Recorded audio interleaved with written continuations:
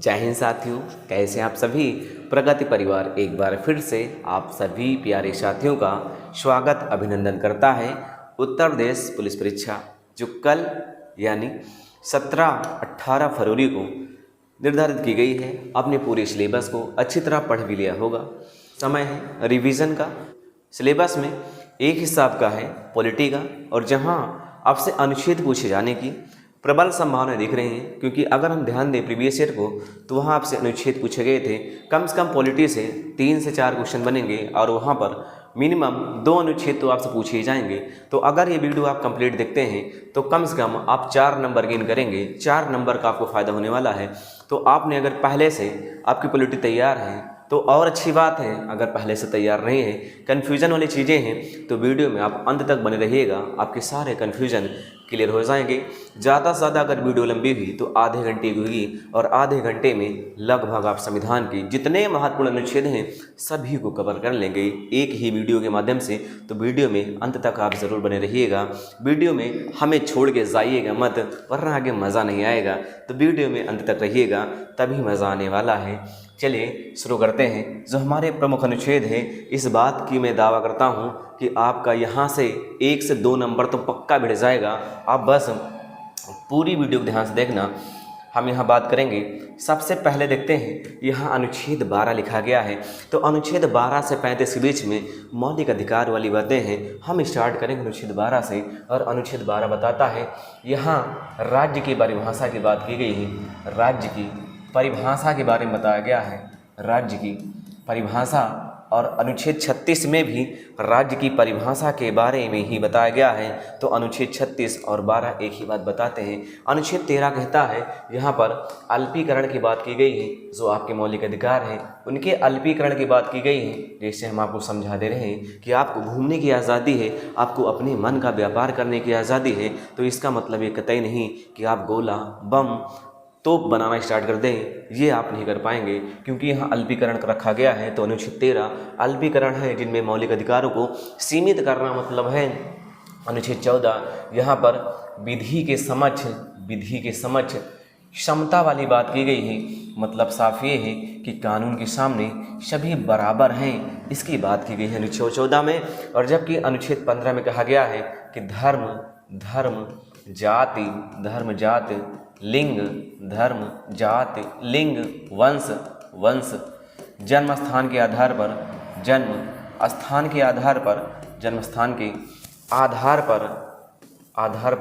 भेदभाव का निषेध कहा गया है। आधार पर भेदभाव का निषेध वाली बात की गई है। मतलब ये है, यहाँ 5 आधार बताए गए हैं। जो 5 आधार है, धर्म है, जात है, लिंग है, वंश है, जन्मस्थान है। ये 5 आधार है, इनके आधार पर आपसे भेदभाव नहीं किया जाएगा। अनुच्छेद 16 कहता है कि लोक नियोजन में अवसर की समानता, लोक नियोजन में अवसर की समता की बात की गई है। लोक नियोजन में अवसर की समता की बात की गई है।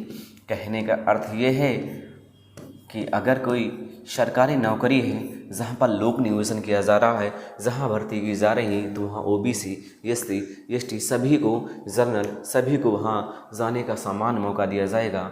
आगे देखते हैं अनुच्छेद 17। अनुच्छेद 17 कहता है कि अस्पृश्यता का अंत। कहने का मतलब ये है सीधा छुआछूत का अंत। तो अस्पृश्यता का अंत या फिर छुआछूत के अंत की बात की गई है। आगे अनुच्छेद 18 है, जहाँ कहा गया है उपाधियों का अंत की बात की गई है। उपाधियों का अंत कहा गया है।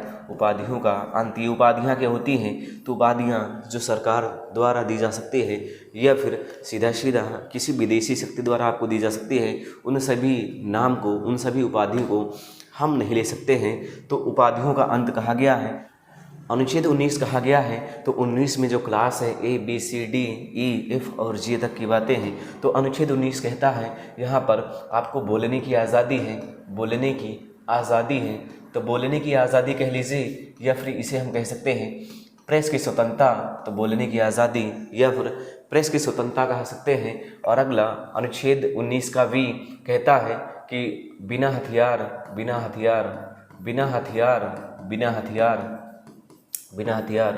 एकत्र होने की आज़ादी, एकत्र होने की आज़ादी, होने की आज़ादी। तो बिना हथियार के हम इकट्ठा भी हो सकते हैं, इसकी आज़ादी अनुच्छेद 19 का भी कहता है। और अगला अनुच्छेद 19 का सी कहता है कि संघ बनाने की आज़ादी, संघ बनाने की आज़ादी, संघ बनाने की आज़ादी, मतलब हम अपना ग्रुप बना सकते हैं, संघ बनाने की आज़ादी। और अगला अनुच्छेद डी कहता है, अनुच्छेद डी कहता है कि आने जाने की आज़ादी, आने जाने की आज़ादी, आने जाने की आज़ादी, मतलब ये साफ साफ है कि घूमने की आज़ादी, भ्रमण का अधिकार आपको दिया गया है अनुच्छेद के क्लास डी में। अनुच्छेद 19 का ई कहता है बसने की आज़ादी, बसने की आज़ादी। और जबकि वहीं अनुच्छेद 19 का एफ कहता है संपत्ति, संपत्ति का अधिकार या फिर संपत्ति खरीदने की आज़ादी, जो वर्तमान में यहाँ है नहीं। इस शुरुआत की बातें हैं, तो वर्तमान में संपत्ति का अधिकार अनुच्छेद 19 के एफ में नहीं है। वर्तमान में संपत्ति का अधिकार अनुच्छेद 300 के काम में रख दिया गया है। और आगे देखते हैं अनुच्छेद 19 का जी, यहाँ पर अपने मन का व्यापार चुनने की आज़ादी है।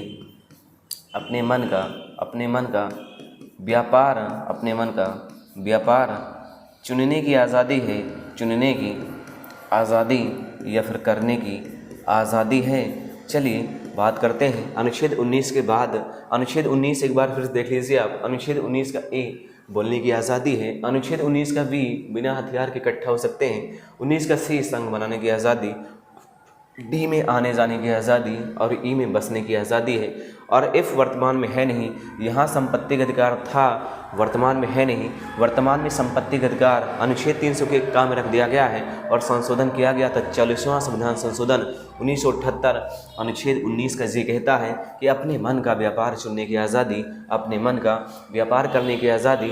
हालांकि व्यापार आपका ऐसा ना हो जिससे देश के अहित में बात हो। आगे देखते हैं अनुच्छेद 20 देखते हैं, जहाँ पर दो सिद्धि व संरक्षण की बात की गई है। कहने का अर्थ ये है कि आपने अगर कोई दोष किया है तो आप अपने मन का वकील कर सकते हैं। आपने कोई दोष किया है तो एक दोष के लिए सज़ा केवल एक ही बार मिल सकती है। ऐसा नहीं कि किसी एक दोष के लिए आपको बार बार सज़ा मिले, ऐसा नहीं कह सकता। अनुच्छेद 21 कहता है प्राण एवं दैहिक स्वतंत्रता की बात की गई है। प्राण एवं दैहिक स्वतंत्रता की बात की गई है। और अनुच्छेद 21 का क्या कहता है, यहाँ पर शिक्षा के अधिकार की बात की गई है। शिक्षा का अधिकार कहा गया है। अनुच्छेद 21 का में शिक्षा का अधिकार कहा गया है। 21 में है प्राण एवं दैहिक स्वतंत्रता कही गई है। जबकि अनुच्छेद 22 कहता है कि कुछ दशा में गिरफ्तारी से संरक्षण की बात की गई है। कुछ दशा में गिरफ्तारी से संरक्षण की बात की गई है कि कुछ दशा में आपको गिरफ्तार नहीं किया जा सकता है। अनुच्छेद 24 कहता है कि यहाँ पर जो बच्चे हैं 6 से 14 वर्ष के बच्चे हैं, 6 से 14 वर्ष के बच्चों को कारखानों में काम करने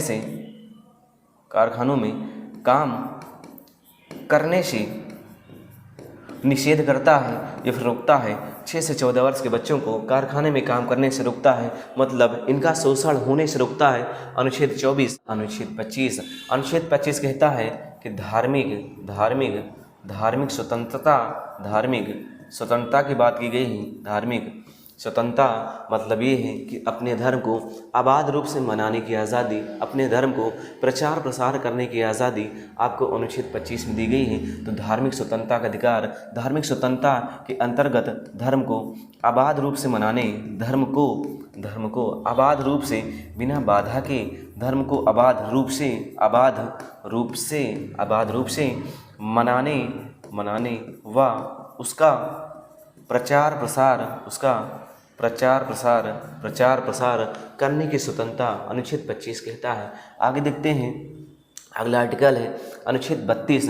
अनुच्छेद 32 बताया गया है यहाँ पर संवैधानिक उपचार का अधिकार, जहाँ पर संवैधानिक संवैधानिक संवैधानिक उपचार का अधिकार कहा गया है। संवैधानिक उपचार का अधिकार, संवैधानिक उपचार का अधिकार मतलब ये है कि अगर आपके जो भी मौलिक अधिकार दिए गए हैं उनका कोई व्यक्ति हनन करता है तो उसके हनन के लिए आप सीधे हाई कोर्ट या फिर कोर्ट तक जा सकते हैं। अनुच्छेद 32 कहता है कि अनुच्छेद 32 के अंतर्गत आपके अगर मौलिक अधिकार का हनन हुआ है तो आप सीधे सर्वोच्च न्यायालय जा सकते हैं। सर्वोच्च न्यायालय इसके खिलाफ एक्शन लेगा। तो संवैधानिक उपचार का अधिकार अनुच्छेद 32 कहा जाता है। और अनुच्छेद 32 में ही 5 ऐसे बाण हैं जिनका प्रयोग 5 ऐसे बाण हैं जिनका प्रयोग तब किया जाता है जब किसी व्यक्ति के मौलिक अधिकार का हनन किया जाता है। तो यहाँ 5 प्रकार के बाण भी हैं, हम उनको समझ लें थोड़ा से। यहाँ 3 तो बहुत ज़्यादा इंपॉर्टेंट हैं, तो वीडियो लंबा ना हो इसके लिए हम 3 ही समझ लेते हैं। एक समझते हैं, यहाँ पर एक आपको परमादेश बताया गया है। परमादेश होता है और एक होता है बंदी प्रत्यक्षीकरण। बंदी प्रत्यक्षीकरण होता है, बंदी प्रत्यक्षीकरण होता है, बंदी प्रत्यक्षीकरण होता है। और एक होता है अधिकार परीक्षा होता है, अधिकार परीक्षा। इनको हम तीनों को थोड़ा सा समझते हैं। परमादेश क्या है? तो परमादेश कब लाया जाता है? तो परमादेश किसी सरकारी व्यक्ति के खिलाफ लाया जाता है और ये आदेश तब लाया जाता है जब कोई भी व्यक्ति अपने कर्तव्य का निर्वहन सही से ना करे। अपने कर्तव्य का निर्वहन अगर कोई व्यक्ति नहीं कर रहा है तो उसके खिलाफ परमादेश लाया जाता है। एक एग्जाम्पल से आपको समझा रहे हैं कि अगर कोई सरकारी स्कूल का मास्टर है, अगर वो समय से क्लासें नहीं पढ़ा रहा है, वो क्लास टाइम अगर गांव का घर का काम कर रहा है तो उसके खिलाफ हम परमादेश ला सकते हैं और उसको जवाब देना होगा कि वो क्यों नहीं पढ़ा रहा है। तो जाहिर सी बात है परमादेश किसी निजी व्यक्ति के खिलाफ नहीं लाया जाएगा, परमादेश एक सरकारी व्यक्ति के खिलाफ लाया जाता है। और बंदी प्रत्यक्षीकरण का अर्थ है कि एक ऐसा व्यक्ति जिसे गिरफ्तार कर लिया गया हो और गिरफ्तार करने के बाद उसे कहाँ रखा गया है, किसी को इसकी भनक ना हो और 24 घंटे से अगर ज़्यादा हो गया है, 24 घंटे के अंतर्गत, क्योंकि उसे मजिस्ट्रेट के सामने प्रस्तुत किया जाना चाहिए। अगर 24 घंटे के भीतर भी उसे पेश नहीं किया गया है तो मतलब ये हमें जानने का अधिकार है कि उस व्यक्ति को बंदी कहाँ बनाया गया है और क्यों बनाया गया है। तो बंदी प्रत्यक्षीकरण मतलब सीधा सीधा इसका अर्थ है कि किसी व्यक्ति को गलत तरीके से अगर बंदी बनाया गया है तो उसके लिए एक बंदी प्रत्यक्षीकरण है। एक अधिकार परीक्षा है, तो अधिकार परीक्षा का अर्थ सीधा सीधा है कि एक ऐसा व्यक्ति जो सरकारी पद या फिर किसी लाभ को ले रहा है और जिसके लिए वह योग्य नहीं है तो उसके खिलाफ अधिकार परीक्षा लाया जाता है। एक एग्जाम्पल से समझा रहे हैं कि आपने इंटर किया और इंटर के बाद आपने यूपीएसआई दरोगा का फॉर्म भर दिया और जाहिर बात है दरोगा का फॉर्म भरने के लिए ग्रेजुएशन की डिग्री चाहिए, आपको बीए की डिग्री चाहिए, मस्ट ग्रेजुएशन होना ही चाहिए। ग्रेजुएशन आपके पास था नहीं लेकिन आपकी तैयारी अच्छी थी, आपने सोचा फॉर्म भर देते हैं और आपने फर्जी मार्कशीट बनवा ली, फर्जी मार्कशीट ग्रेजुएशन की बनवा ली और आपने फॉर्म भर दिया। फॉर्म भरने के बाद आप सफल भी होगी, आपका एग्ज़ाम भी निकल गया, आप भर्ती भी हो गए, आपका सिलेक्शन भी हो गया। सिलेक्शन होने के बाद क्या हो सकता है कि अगर किसी व्यक्ति को इस बात की जानकारी है तो आपके खिलाफ अधिकार पर चलाएगा और जहाँ पर आपको अपने पद को तो छोड़ना ही पड़ेगा और आपको जुर्माना व सज़ा दोनों दिया जा सकता है। तो को वारंटो कहता क्या है? अधिकार परीक्षा या फिर को वारंटो भी कहते हैं। कहता ये है कि किसी एक सरकारी पद को अयोग्य व्यक्ति से बचाना अधिकार परीक्षा कहलाता है। तो तीनों को हम समझ गए होंगे। परमादेश जब कोई व्यक्ति अपने कर्तव्य का निर्वहन न करे परमादेश लाया जाएगा। किसी व्यक्ति को गलत तरीके से गिरफ्तार किया गया हो, नज़रबंद किया गया हो, बंदी प्रत्यक्षीकरण लाया जाएगा। अधिकार परीक्षा एक ऐसा व्यक्ति जो किसी पद के लिए योग्य ना हो अगर उस पद पर पहुंच जाता है तो उसके लिए अधिकार परीक्षा लाया जाता है। अनुच्छेद 32 हम समझ गए हैं। अनुच्छेद 39 का कहता है यहाँ पर समान न्याय व निःशुल्क समान न्याय व निःशुल्क विधिक सहायता की बात की गई है। समान न्याय व निःशुल्क विधिक सहायता की बात की गई है। विधिक सहायता की बात अनुच्छेद 39 के काम में की गई है। अनुच्छेद 40 जहाँ कहा गया है ग्राम पंचायत का गठन, तो अनुच्छेद 40 में ग्राम पंचायत के गठन की बात की गई है। अनुच्छेद 40 ग्राम पंचायत का गठन बताता है। अनुच्छेद 44 जो बताता है कि समान सिविल संहिता बताता है। समान सिविल संहिता जो एकमात्र राज्य गोवा में लागू है। अनुच्छेद 45 कहता है कि 0 से 6 वर्ष के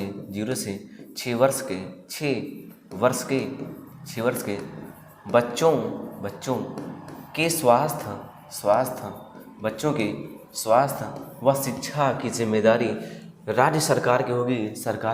अनुच्छेद 45 कहता है अनुच्छेद 47 जो सबसे फेल है आज तक का, कहा गया है कि सरकार का कर्तव्य होगा कि जीवन के पोषाहार स्तर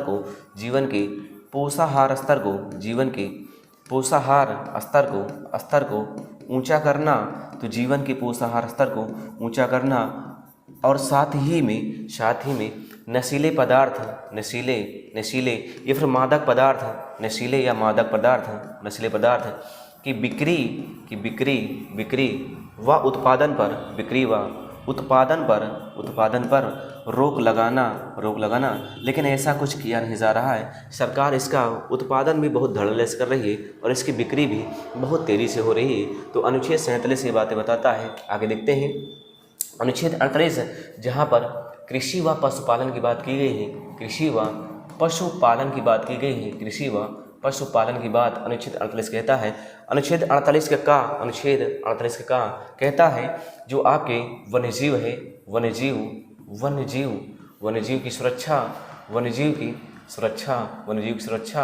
व पर्यावरण की भी रक्षा की बात की गई है। पर्यावरण की रक्षा की बात करता है अनुच्छेद 48 का। और आगे देखते हैं जो अगला आर्टिकल है, अगला अनुच्छेद 50 कहता है कि यहाँ पर कार्यपालिका व न्यायपालिका का पृथक्करण की बात की गई है अनुच्छेद 50 में। अनुच्छेद 51 कहता है अंतर्राष्ट्रीय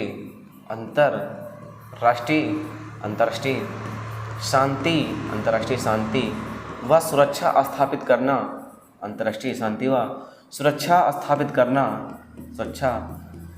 करना, ये सभी राज्यों के कर्तव्य बताए गए हैं। अनुच्छेद 51 का क्या कहता है? 51 का जहाँ पर मौलिक कर्तव्य की बात की गई है, और मौलिक कर्तव्य अनुच्छेद की 51 का में है, और कितने हैं तो उनकी संख्या 11 है, और जब इनको जोड़ा गया तो उनकी संख्या 10 थी। और कब जोड़ा गया है तो ध्यान रखना 42वां संविधान संशोधन 1976 में जोड़ा गया था। 10 कर्तव्य जोड़े गए हैं। एक समिति याद रखना, सरदार स्वर्ण सिंह समिति की सिफारिश पर एक क्वेश्चन आपको ना पता होगा। आपको एक क्वेश्चन और ध्यान रखना है कि अगर आपसे पूछ लिया जाए कि मौलिक अधिकारों को प्रभावी बनाने के लिए किस समिति का गठन किया गया था, तो उसका जवाब है वर्मा समिति। जवाब उसका है वर्मा समिति। ध्यान रखना कि मौलिक अधिकार को प्रभावी बनाने के लिए कौन सी समिति बनाई गई थी? वर्मा समिति है। वर्तमान में इनकी संख्या 11 है, तो 11वां कब जोड़ा गया था, तो उसके लिए ध्यान रखना अब 86वां संशोधन 2002 में किया गया है, और इसमें जोड़ा किया गया था। तो शिक्षा का अधिकार सभी अभिभावक का यह कर्तव्य होगा कि अपने बाल्य को शिक्षा के अवसर प्रदान करें।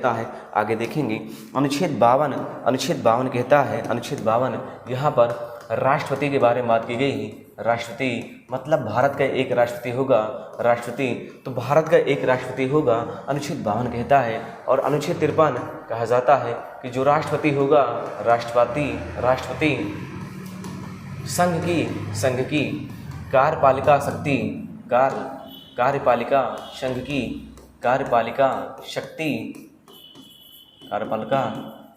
शक्ति का प्रमुख होगा।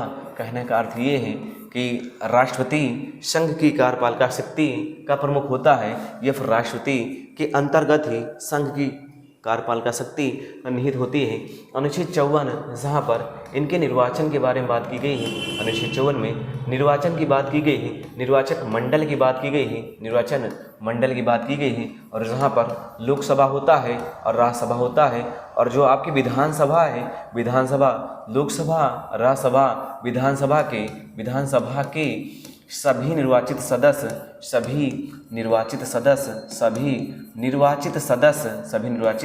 सदस्य इनके चुनाव में भाग लेते हैं। ध्यान देना है, मोस्ट इम्पोर्टेंट, लोकसभा, राज्यसभा व राज्यों की विधानसभा के सभी निर्वाचित सदस्य हैं। ध्यान रखना है, निर्वाचित ना कि मनोनीत। तो सभी सदस्य हैं, लेकिन कैसे हैं? निर्वाचित सदस्य भाग लेंगे। अनुच्छेद 55 कहता है इनके चुनाव की रीत के बारे में बताया गया है। निर्वाचन रीत बताता है, निर्वाचन का तरीका बताता है, वही समानुपातिक अप्रत्यक्ष कल संक्रमणीय मत पद्धति का प्रयोग किया जाता है। अनुच्छेद 56 कहता है इनकी पदावधि की बात की गई है। पदावधि मतलब सीधा सीधा यह है, इनके कार्यकाल के बारे में कहा गया है कि इनका कार्यकाल पद ग्रहण से 5 वर्ष तक रहेगा और बीच में भी अगर अपना पद खाली करना चाहे तो उपराष्ट्रपति को त्याग पत्र देकर ये जा सकते हैं। बीच में इन पर महाभियोग की प्रक्रिया से भी इनको हटाया जा सकता है। अनुच्छेद 58 इनकी योग्यता की बात करता है, योग्यता, और जबकि वही अनुच्छेद 62 इनके पद की शर्त की बात करता है तो शर्तें 58 में हैं, और जबकि 60 इनके शपथ की बात करता है तो अनुच्छेद 60 में इनकी शपथ के बारे में बताया गया है। इतनी बातें आपके लिए मोस्ट इंपॉर्टेंट होने वाली हैं। राष्ट्रपति से संबंधित आगे बढ़ेंगे। राष्ट्रपति पूरे चैप्टर में सबसे ज़्यादा इंपॉर्टेंट है। अनुच्छेद 61 बताया गया है, यहाँ महाभियोग की प्रक्रिया के बारे में कहा गया है, और महाभियोग की प्रक्रिया राष्ट्रपति को उसके पद से हटाने की बात करता है। और महाभियोग जब भी लाया जाएगा लोकसभा और राज्यसभा, तो लोकसभा व राज्यसभा कहीं भी लाया जा सकता है। शर्त ये है कि आप पहले कहीं भी लाएं लेकिन दोनों सदनों में इसका पारित होना अनिवार्य है। तो लोकसभा राज्यसभा हम किसी को भी प्राथमिकता दे सकते हैं, कहीं भी पहले ला सकते हैं। अनुच्छेद 123 कहता है राष्ट्रपति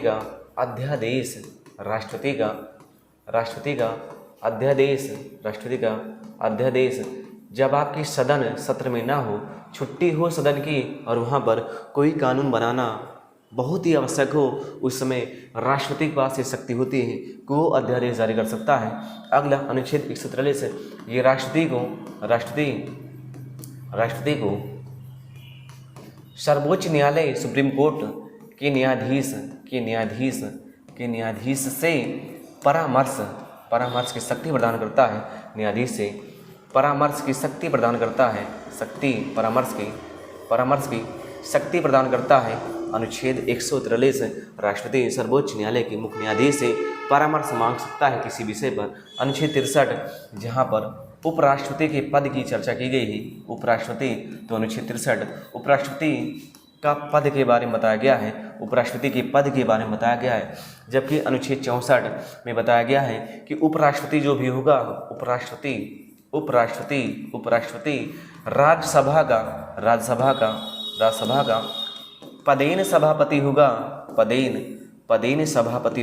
पदेन सभापति होगा। आगे बढ़ेंगे। अनुच्छेद 66 यहाँ निर्वाचन की बात की गई है, इनके निर्वाचन की बात की गई है, और उपराष्ट्रपति निर्वाचन में लोकसभा और राज्यसभा शामिल होते हैं। लोकसभा व राज्यसभा के सभी सदस्य यहाँ शामिल होते हैं। सभी सदस्य चाहे वह निर्वाचित हो या मनोनीत हो, सभी सदस्य यहाँ शामिल हो जाएंगे। ध्यान रखना है कि विधानसभा के सदस्य यहाँ शामिल नहीं होते हैं। अनुच्छेद 32 बताता है यहाँ पर राष्ट्रपति के बारे में कहा गया है। राष्ट्रपति को क्षमादान की शक्ति दी गई है। अनुच्छेद 72 के अंतर्गत राष्ट्रपति किसी भी व्यक्ति को जो दंडित किया गया हो किसी भी न्यायालय द्वारा, उसको क्षमा कर सकता है। ये शक्ति अनुच्छेद 72 के तहत राष्ट्रपति को प्राप्त है। आगे देखेंगे अनुच्छेद 76 और जहाँ पर महान्यायवादी की बात की गई है, महान्यायवादी की बात की गई है। अनुच्छेद 76 महान्यायवादी भारत सरकार का सबसे बड़ा वकील होता है, और यहाँ तक कि देश का सबसे बड़ा विधिवेत्ता भी महान्यायवादी ही कहा जाता है। अनुच्छेद 79 यहाँ पर संसद के गठन की बात की गई है। संसद का गठन या फिर संसद की संरचना के बारे में बताया गया है। अनुच्छेद 80 जहाँ पर राज्यसभा के गठन या फिर उसकी संरचना के बारे में कहा गया है। अनुच्छेद 81 यहाँ पर लोकसभा के गठन या संरचना की बात की गई है। अनुच्छेद 108 जहाँ बताया गया है संयुक्त बैठक के बारे में बताया गया है। संयुक्त बैठक से अर्थ ये है कि जब भी किसी विधेयक पर लोकसभा राज्यसभा के बीच टकराव वाली स्थिति आ जाए, मतभेद उत्पन्न हो जाए, उस समय राष्ट्रपति एक आदेश जारी करता है, इसे हम संयुक्त बैठक कहते हैं, और इसकी अध्यक्षता लोकसभा अध्यक्ष करता है। तो संयुक्त बैठक अनुच्छेद 108 में है। तो क्या कभी संयुक्त बैठक बुलाई गई है? इसका जवाब है जी हाँ, बुलाई गई है। 3 बार बुलाई जा चुकी है। 3 बार बुलाया जा चुका है। कब कब बुलाया गया है? 1961 में बुलाया गया है, 1978 में बुलाया गया है, 2002 में बुलाया गया है। 3 बार है, ध्यान रखना। 1961 में दहेज प्रतिषेध अधिनियम के मामले में, 1978 में बैंकिंग सर्विस कमीशन के मामले में और 2002 में आतंकवाद निरोधक कानून के बारे में। यहाँ 3 बार बुलाया जा चुका है, 61, 78, 2002। अनुच्छेद 110 बताता है, यहाँ पर धन विधेयक की बात की गई है। अनुच्छेद 110 धन विधेयक की परिभाषा बताता है, और जबकि अनुच्छेद 112 ये वार्षिक वित्तीय विवरण बताता है, सरकार की वार्षिक वित्तीय विवरण को बताता है, वार्षिक वित्तीय विवरण को बताता है, वार्षिक वित्तीय विवरण को बताता है अनुच्छेद 112। ठीक है, आगे देखेंगे। आगे अनुच्छेद 124 जहां पर सर्वोच्च न्यायालय की बात की गई है, सुप्रीम कोर्ट की बात की गई है। अनुच्छेद 124 के अंतर्गत कि देश के लिए एक सर्वोच्च न्यायालय होगा जो दिल्ली में स्थित है, तो सर्वोच्च न्यायालय की बात अनुच्छेद 124 में कही गई। अनुच्छेद 124 में कहा गया है कि सर्वोच्च न्यायालय सुप्रीम कोर्ट एक अभिलेख न्यायालय होगा, एक अभिलेख न्यायालय होगा। मतलब ये है कि इसके द्वारा जो भी फैसले सुनाए जाएंगे वो सभी अभिलेख होंगे, वो सभी दर्ज किए जाएंगे, वो सभी आगे के लिए नज़ीर बन जाएंगे। आगे अनुच्छेद 153 कहता है, यहाँ पर राज्यपाल के बारे में कहा गया है। राज्यपाल तो राज्यपाल की चर्चा अनुच्छेद 153 में की गई है, और जबकि 156 में राज्यपाल की पदावधि के बारे में बताया गया है। अनुच्छेद 156 में राज्यपाल की पदावधि के बारे में बताया गया है, और अनुच्छेद 159 में इनके शपथ की बात की गई है। इनके शपथ, और इनको शपथ कौन दिलाता है? तो इनको शपथ जो हाई कोर्ट होता है, संबंधित राज्य जिस राज्य में जाएंगे वहाँ का उच्च न्यायालय का मुख्य न्यायाधीश इनको शपथ दिलाता है। और जबकि इनकी नियुक्ति कौन करता है? अगर इनकी नियुक्ति की बात की जाए तो इनकी नियुक्ति राष्ट्रपति द्वारा की जाती है। आगे अनुच्छेद 161 है, अनुच्छेद 161 और बताया गया है यहाँ पर राज्यपाल की बात भी, राज्यपाल को क्षमादान की शक्ति है, क्षमादान की शक्ति है। ध्यान रखना कि किसी व्यक्ति जिसे मृत्युदंड दिया गया है उसको क्षमा करने की शक्ति राज्यपाल के पास नहीं है, उसको क्षमा करने की शक्ति सिर्फ राष्ट्रपति के पास होती है। तो इनको क्षमादान की शक्ति है। कहने का अर्थ ये है कि क्षमादान क्या करेंगे? अगर कोई व्यक्ति जिसको 10 साल की सजा हुई है, 10 साल की सजा को 5 साल में कन्वर्ट कर सकते हैं आपके राज्यपाल। देखते हैं अनुच्छेद 161 के बाद अनुच्छेद 165, यहाँ पर महाधिवक्ता की बात की गई है। राज्य के महाधिवक्ता की बात की गई है अनुच्छेद 165 में। अनुच्छेद 199 जहाँ कहा गया है, यहाँ पर धन विधेयक की परिभाषा है, और ये परिभाषा 110 में भी थी, वो संघ सरकार के लिए थी, और यहाँ राज्यों के लिए 199 में धन विधेयक की परिभाषा की बात की गई है। और जबकि 201 में राज्यपाल को एक पावर दी गई है, राज्यपाल को एक विशेषाधिकार है। राज्यपाल राष्ट्रपति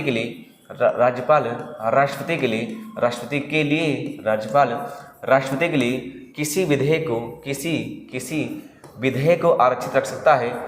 राज्यपाल राष्ट्रपति के लिए किसी विधेयक को आरक्षित रख सकता है। आगे देखते हैं अनुच्छेद 202, और जहां बताया गया है राज्य का वार्षिक वित्तीय विवरण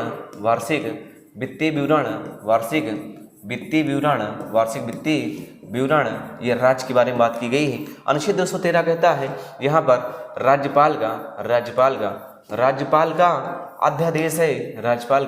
अध्यादेश है, और जबकि 123 में राष्ट्रपति का अध्यादेश है। अनुच्छेद 214 कहता है यहाँ पर हाई कोर्ट का गठन है, मतलब उच्च न्यायालय का गठन है। और जबकि अनुच्छेद 226 यहाँ पर रिट की बात की गई है।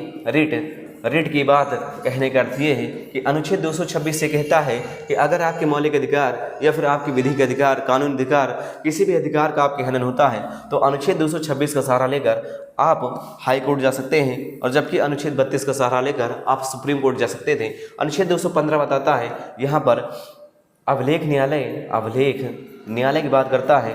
अभिलेख न्यायालय अभिलेख न्यायालय कहने का अर्थ ये है कि हाई कोर्ट और सुप्रीम कोर्ट दोनों अभिलेख न्यायालय हैं। अनुच्छेद 215 में अभिलेख न्यायालय उच्च न्यायालय होगा, हाई कोर्ट होगा, और जबकि अनुच्छेद 129 में सर्वोच्च न्यायालय अभिलेख न्यायालय होगा। चलिए आगे देखेंगे कुछ और भी महत्वपूर्ण अनुच्छेद। अनुच्छेद 239 कहता है, अनुच्छेद 239 यहाँ पर बताया गया है संघ राज्यों का, संघ क्षेत्रों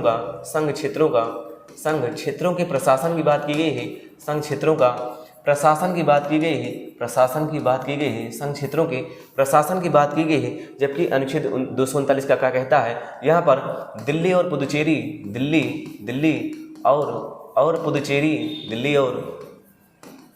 पुदुचेरी को विशेष राज्य के रूप में दर्जा दिया गया है। तो अनुच्छेद 239 का दिल्ली और पुदुचेरी, या फिर सीधा कहने का अर्थ ये है कि जो आपके अनुच्छेद 239 के के अंतर्गत जो भी आपके संघ क्षेत्र रखे गए हैं उनको विधानसभा गठित करने का अधिकार है, मतलब वहाँ पर मुख्यमंत्री चुने जाते हैं। ये बात हुई। अनुच्छेद 243 कहता है, यहाँ पर ग्राम पंचायत के गठन की बात की गई है। ग्राम पंचायत की परिभाषा की बात की गई है। ग्राम पंचायत की परिभाषा की बात की गई है। और जबकि ग्राम पंचायत के गठन की बात अनुच्छेद 40 बताता है, राष्ट्रपति द्वारा अनुसूचित जनजाति क्षेत्र घोषित करना 280 में वित्त आयोग की बात की गई है। 280 वित्त आयोग के गठन की बात करता है। और जबकि 279 का ए, जिसमें जीएसटी परिषद को रखा गया है, जीएसटी काउंसिल को रखा गया है, good and service tax GST परिषद 279 का ए है। और जबकि 300 का यहाँ पर संपत्ति का अधिकार है, संपत्ति का अधिकार रखा गया है। संपत्ति का अधिकार जो पहले अनुच्छेद 19 के अंतर्गत हुआ करता था, लेकिन वर्तमान में 300 के अंतर्गत है। अनुच्छेद 315 बताता है संघ एवं राज्य लोक सेवा आयोग की बात करता है।